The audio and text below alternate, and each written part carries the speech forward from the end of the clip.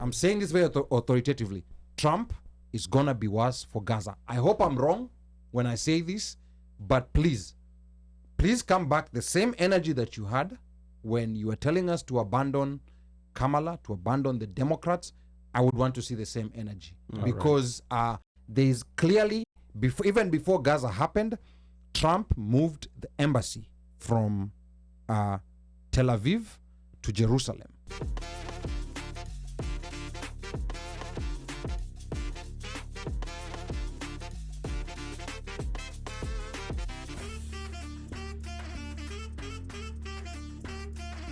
Now, the first thing that happened when it was apparent that Donald Trump was going to win is that Netanyahu's general, the one who was pushing for a ceasefire, the one who Biden had forced Netanyahu to keep him because Netanyahu wanted to fire him.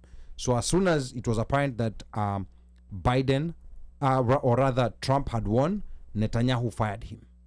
Netanyahu fired him. What does that mean? I don't know that he's already appointed someone else, but he's going to appoint someone who is full Operation Fagia. Let us finish Gaza.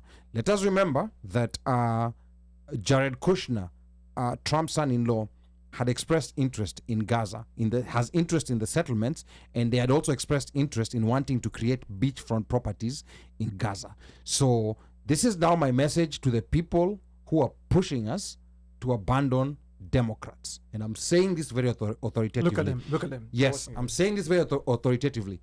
Trump is going to be worse for Gaza. I hope I'm wrong when I say this, but please come back the same energy that you had when you were telling us to abandon Kamala, to abandon the Democrats. I would want to see the same energy because there is clearly, even before Gaza happened, Trump moved the embassy from Tel Aviv to Jerusalem. Everybody knows, for those who know history, Jerusalem is an illegally occupied area. It was supposed to be a neutral zone. Even the United Nations does not recognize that as Israel, and there's all these illegal settlements. So this is me. I hope I'm wrong. We are praying for our brothers in Gaza. But then another tactical mistake that I think American Muslims made was not necessarily working with Black Americans. I think because Black Americans, American Muslims have been an oppressed minority, especially after 9/11. To me, Black Americans are the people who have the most experience in fighting oppression in this country.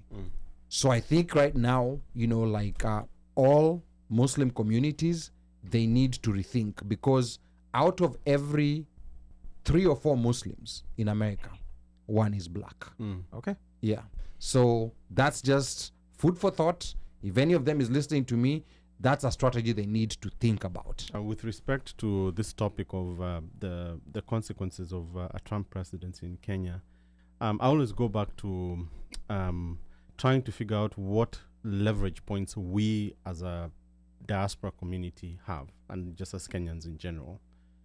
One of the glaring leverage points that we have is that we're very active in social media, but specifically in X, where a lot of the Trump surrogates and Trump himself are active. So it gives us a really unique opportunity for us to actually influence Trump's, not just Africa, but Kenyan policy, and specifically the things that we don't like. The obvious ones are what has happened in the last 1 year, which is the Haiti occupation, this individual called Meg Whitman, and our economic policies, which are just crushing Kenyans, and also this cozy relationship with the regime. So those are 4 things that we can actually train our eyes at and train our collective efforts to. The other sort of larger global issues, those things, it's good to have an opinion. One of the things I always emphasize is, be pragmatic. That's how you win, because this president, like it or not, we're going to have to tolerate him and his kind for definitely another 4 years and maybe even longer. So we have to figure out how we engage productively. Ignore the things that are offensive and focus on the things that we actually can do that have an impact in the homeland.